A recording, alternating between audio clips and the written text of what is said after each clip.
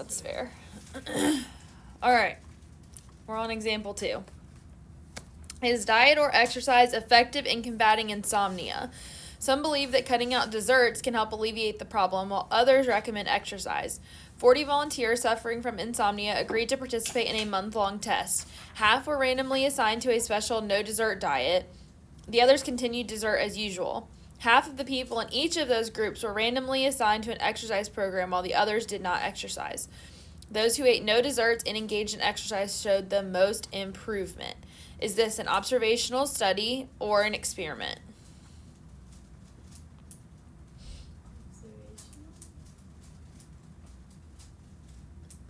Wait, that's experiment, right? Because, like, yeah. Experiment, because it's, like, actively happening. They're testing them.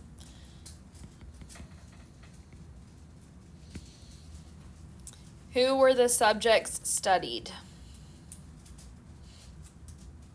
Insomnia victims, I guess. The 40 volunteers with insomnia. Yeah.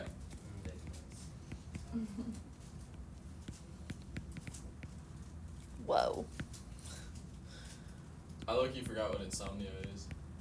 Like, not being able to sleep. Okay. Did you have amnesia? No, I don't think I ever knew what insomnia was, honestly. Like insomnia cookies. It's an insomnia cookie. What do they They're open, like, super late at night. Yeah. Oh. It's like a There's cookie one place that's literally open really late. in her building right below her apartment. And so she's like, yeah, we should go there sometimes.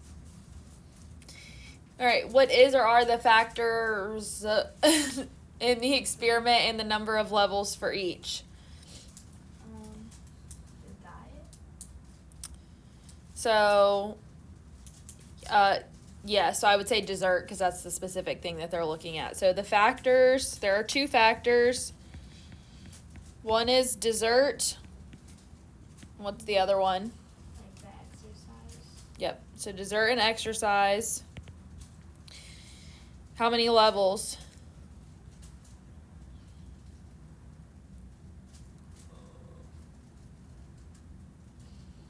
So it says that they divided them into a no dessert diet. The others continued dessert as usual. So 2. Yep. So 2 levels. So we have dessert or no dessert.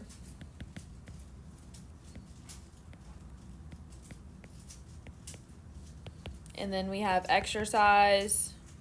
Wow, I can't spell. Or no exercise. So that's still classified as 2 because it's like they're getting like one or the other. It's either like dessert and exercise or dessert and no exercise or no dessert and exercise, no dessert and exercise essentially. So it's still like 2 levels because they're getting 2 of those things.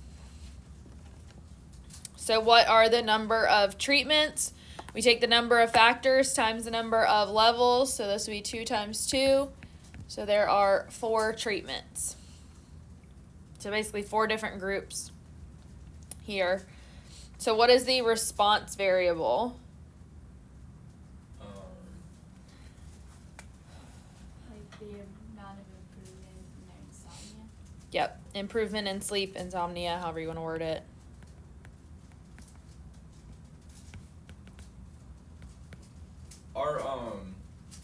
Are factors and levels always gonna like correlate? Like, are they always gonna be the same amount or no? No, not necessarily. What is the nature and scope of the conclusion the experiment can reach? So essentially, what's the conclusion in context is what that means. That eating no dessert and engaging in exercise like showed the most improvement in their sleep. Yep. So pretty much exactly the last sentence of this, and they won't always give you it like to that level, but I was trying to make yes. it my own words, but I was just reading it. Yeah, I could tell. I was like, she's trying to rewrite this to say the same thing. So no dessert and exercise showed the most improvement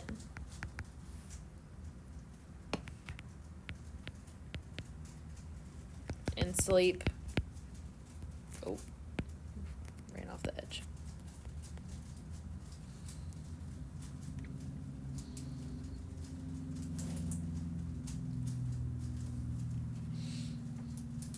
All right, so this next one, like I said, you're going to either have to write small or kind of like write them down here. D has the longest answer. A, B, and C are all very short answers. So, among a group of disabled women aged 65 and older who were tracked for several years, those who had vitamin B12 deficiency were twice as likely to suffer severe depression as those who did not. Is this an observational study or an experiment? And if it's observational, then obviously choose the one that it is.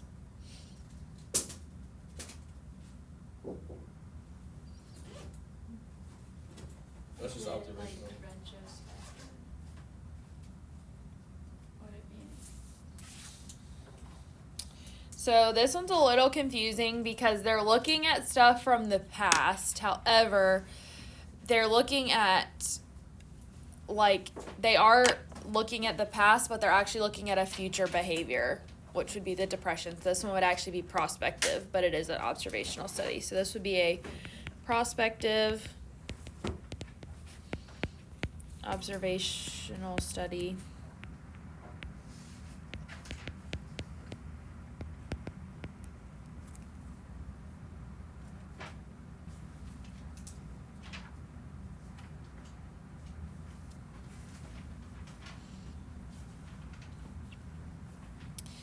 Who were the subjects studied? A group of disabled women, age 65. But do you have to include the age 65 or older? Yeah, we want to be as specific as possible. So I would say disabled women, 65 plus, with a B12 deficiency.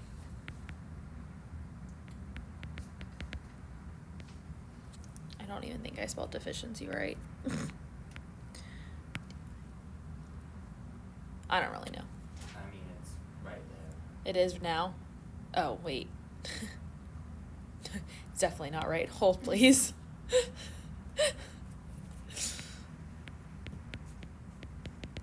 Well, assuming it's spelled right in the question. Do you want me to look it up? No, it's okay. Okay. I'm a math teacher, guys, not an English teacher. So I'm gonna Miss Patton and be like, do you know how she spelled deficiency? Oh, you know I'm gonna tell her tomorrow. Oh wait, oh never mind. Saturday. She might squawk at you. I mean, I could take a screenshot of the video. All right. What is the parameter of interest? So what are we trying to find? Those who, Like, what are they studying? the women who, like, with depression who didn't take it. Just the overall depression level. It's like, what are we, like, trying to see, like, the result would be. So depression level.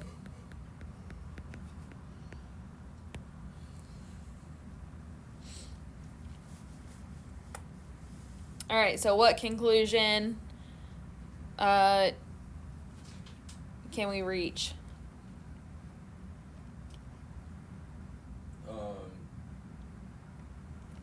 Like people with a deficiency in B12 will like suffer with severe depression more.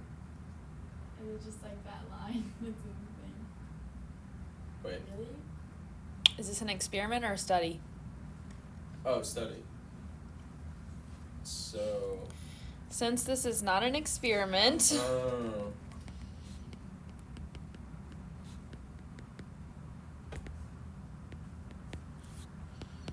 there is no cause and effect. I hate that so much. That's gonna get me. That can be proven.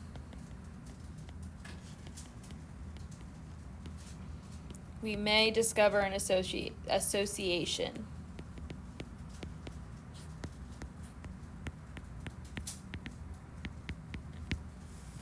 So it's possible that there's an association, but we can't prove one way or the other because there's most likely lurking variables in there as well.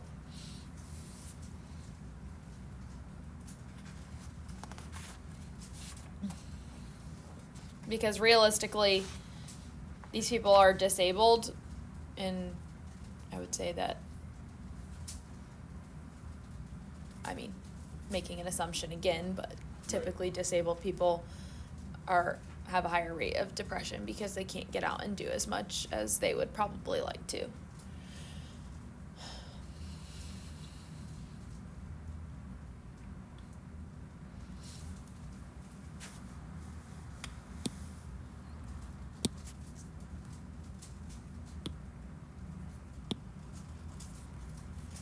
All right, so a few more little note things here again. The principles of experimental design. So remember, we have to have these things, except for blocking. We don't necessarily have to have that one.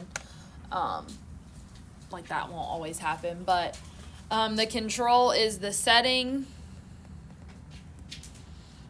which is rules and parameters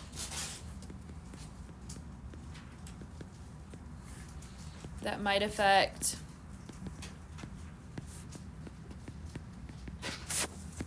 results but aren't part of the experiment.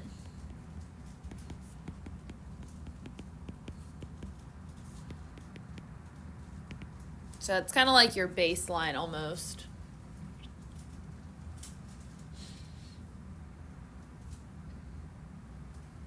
So we randomize to reduce bias and also to help even out variation among treatment groups.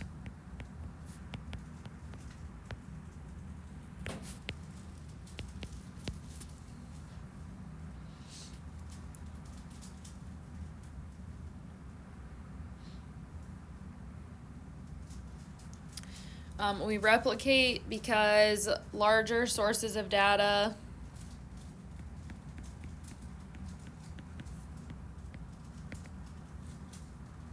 are better.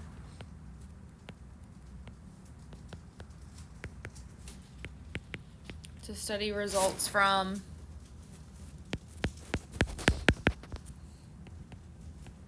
Rather than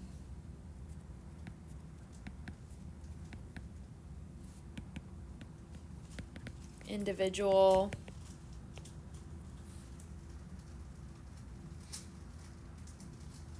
data that is anecdotal and not valid.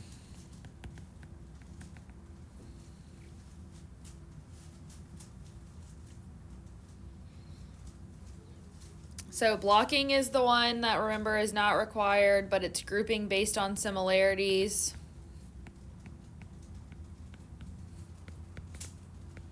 So we'll see this in the insomnia example in a second.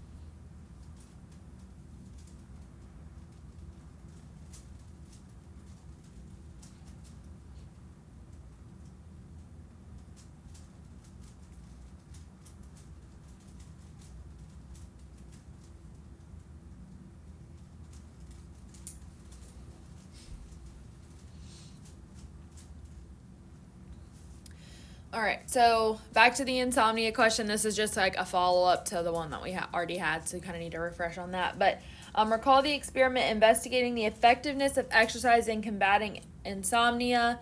The experiment involved other groups of subjects who didn't exercise. Researchers assigned 40 volunteers to an exercise program. So why didn't the experiments have everyone exercise and see if their ability to sleep improved?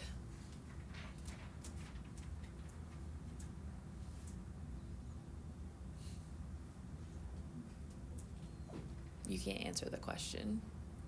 I would look back up here and see. Because of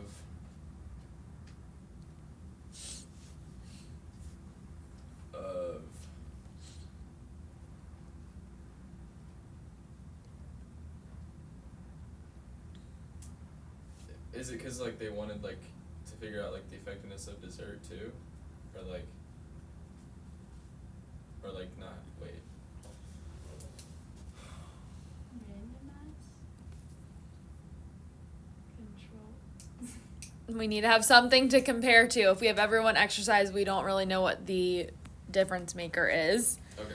So it gives us a group to compare to.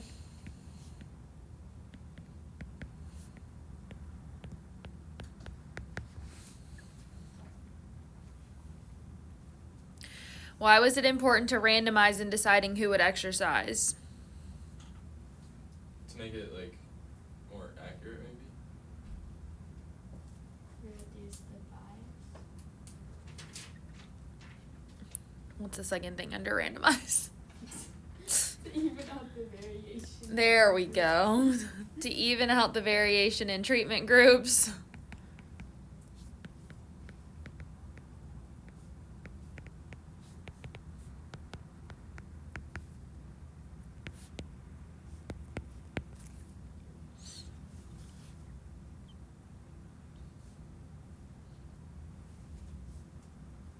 All right, so what would be the advantages and disadvantages of using 100 subjects instead of 40? I'm just going to say pros and cons. Like the more like data you have, like or like with the replicate thing, it would be better. Like larger sources of data to go off of. Yep. So larger sample size. And also less variation because of that. What about cons?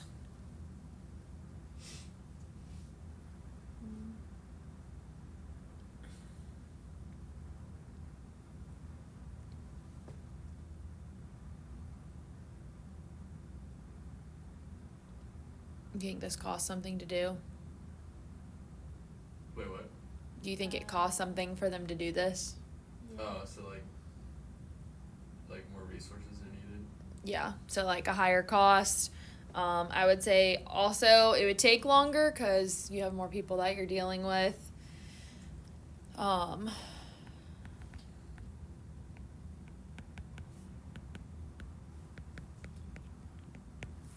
I would also say more lurking variables.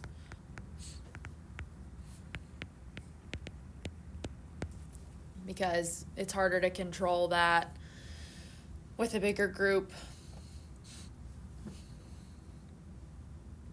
So it's kind of like a give and take. It's kind of like, is it worth it to test 100 when 40 would be sufficient in this case? I mean, it depends on how much money you're putting in. If you're just like telling people to do this on their own and come back and report to you, then it's probably doesn't going to matter as much, other than you're going to have the, still could take longer to get all the information back, and you still don't know, like, obviously these people are like exercising and stuff like that, where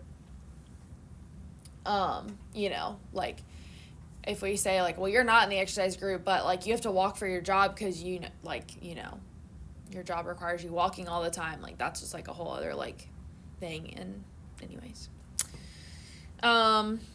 so suppose some of the 40 subjects had maintained a healthy weight, but others were quite overweight. Why might researchers choose to block the subject by weight level before randomly assigning some of each group to the exercise program? Like the people who are more overweight are gonna lose weight quicker, like at a quicker rate than someone else. Yeah, but what are we trying to test? Am I testing weight loss? I don't know, in some. Yeah. So that would be true if we were looking at a weight loss thing, but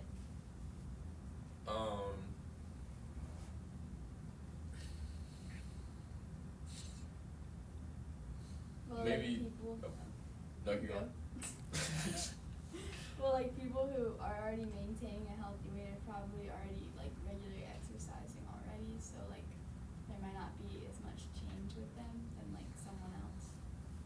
yeah. So basically, blocking is good. if researchers feel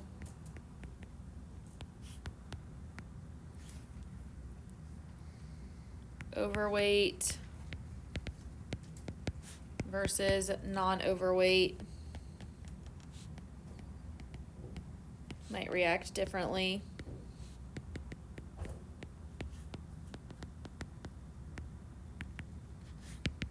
to treatment.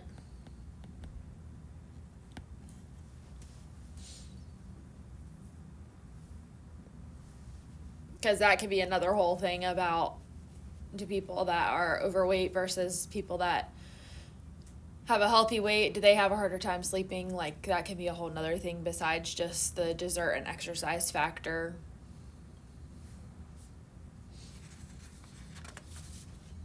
But that also gets into the whole thing of what do you actually classify as overweight, because, you know, you can be a lot of muscle and not a lot of fat, and they can tell you that you're obese, but you're really not, so. Yeah, they said LeBron is obese, according to like BMI. The obese or whatever. Yeah, at the shipyard they told Kenny that he was morbidly obese. They do this like thing where you can like get money off your insurance if you do this like health check-in thing. So they were like, they like got his height and his weight, and they were like, you're morbidly obese. And I was like, for him to not be classified as overweight, he would have to be like 180. Yeah. 'Cause he's really tall. How tall is he? He's 6'2". Well, and he's lost like 80 pounds since we got married. Oh, wow. So I mean, like, this was not like recently that they told him he was morbidly obese. They just told him this past time he's overweight. Man. Or slightly obese. And I was like, you are not. You do not need to lose any more weight. Like, that's crazy. Yeah.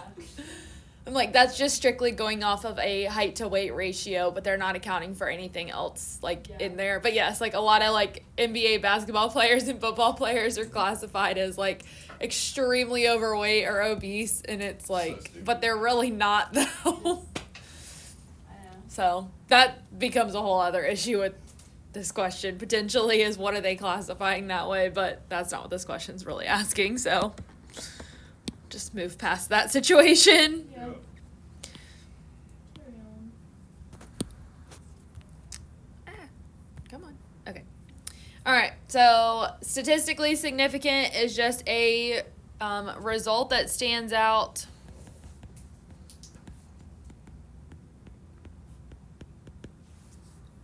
but is unlikely to be a result of natural variation,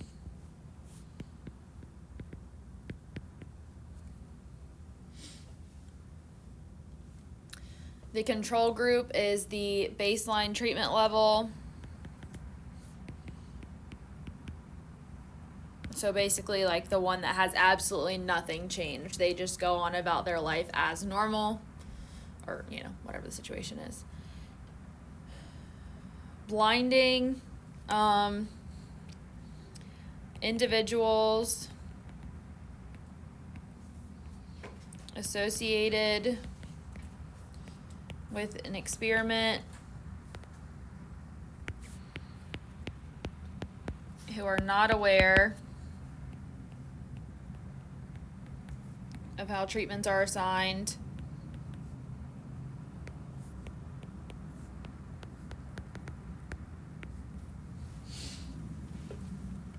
So we have single blind,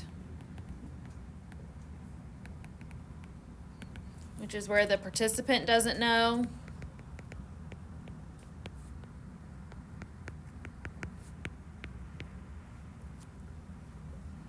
And then double blind,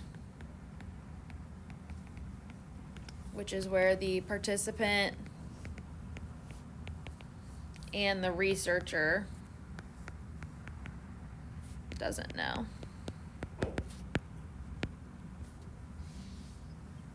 I may have talked about this before, but Noah Moore, if y'all remember him, Miss Moore's son, but he does kind of stuff with this where, like, he goes in and analyzes in, like, the medical field different things. Like, it can be different, like, medical devices or, like, drugs or whatever that are coming out, and, like, once they're tested, then he's, like, analyzing the data to determine, like, essentially if it should be used or not, like if it meets the requirements and all of that stuff. Which is pretty cool.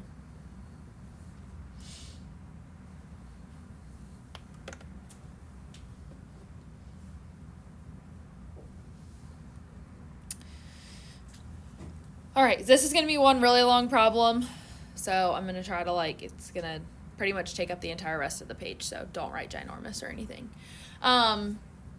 So some schools teach reading using phonics, the sounds made by letters, and other languages who use language, which is like word recognition. Suppose a school district wants to know which method works better. Suggest an appropriate experiment. Diagram the experiment and be sure to identify factors, levels, treatments, response variable, and the role of randomization. All right, so I'm going to draw a little diagram like we had in our notes so that we can kind of see this one. So we're going to have first a reading teacher's classroom.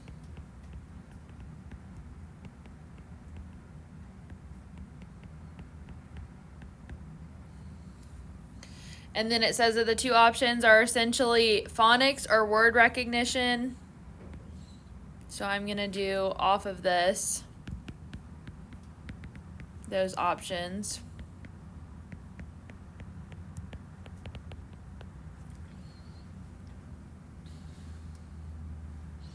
And it would be important to note here that we need to randomly assign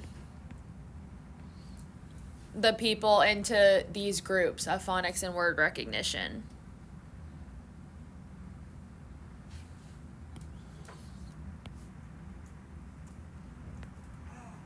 And then ultimately we are going to compare the results on a reading test.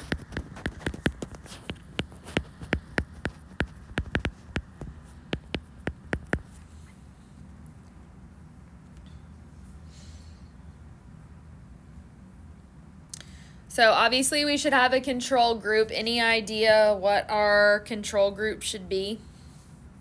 Or how, an idea of how we can get our baseline.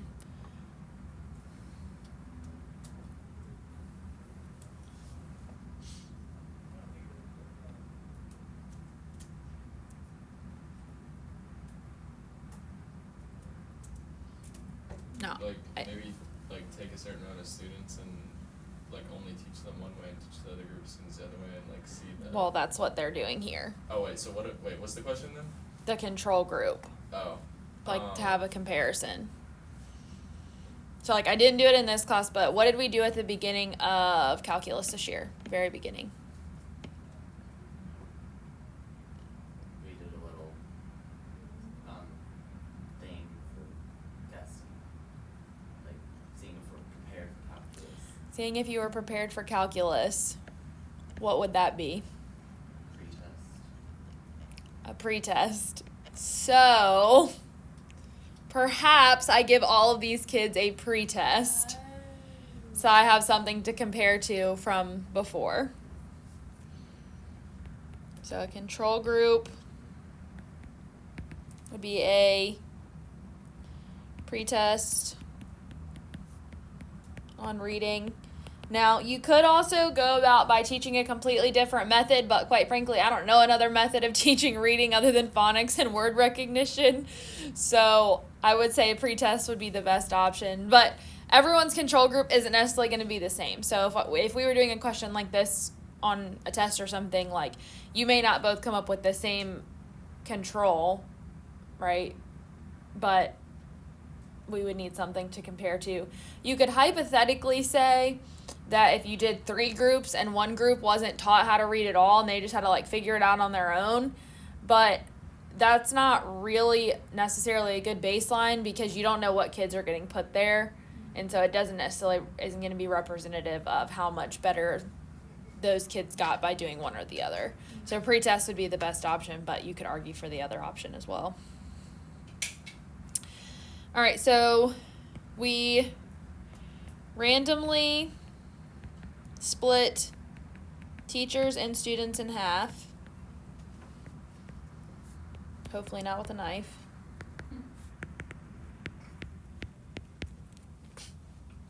What about a chainsaw? I think that would be worse. Yeah. One group does phonics, and the other word recognition.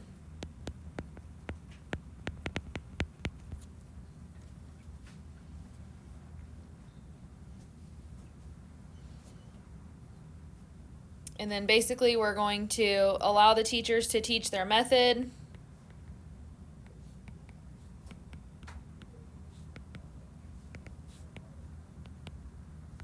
And compare the results.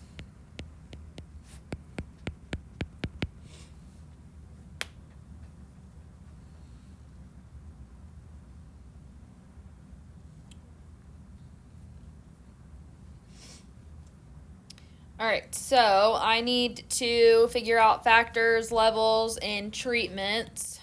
So, how many factors are there? 2? Wait. 1. What is our? I'm not telling you which one of you's right. What's your one? Like phonics versus word recognition. Okay, so that's 2. Oh. What's yours? That's kind of what mine's gonna be. So that's the levels. Oh. So there are 2 levels, phonics or word recognition. That's gonna give me 2, 100%.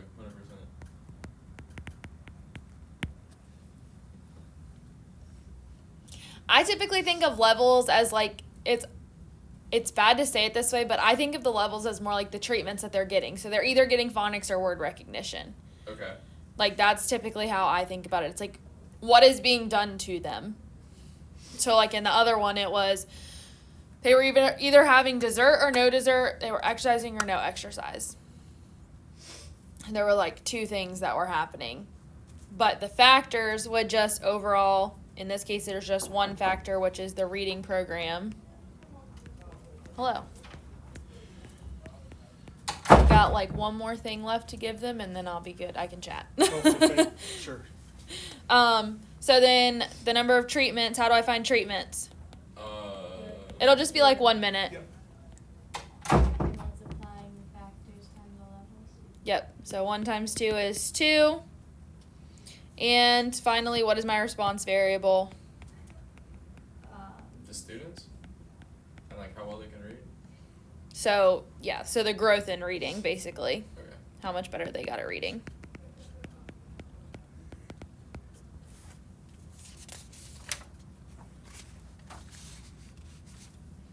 Beautiful.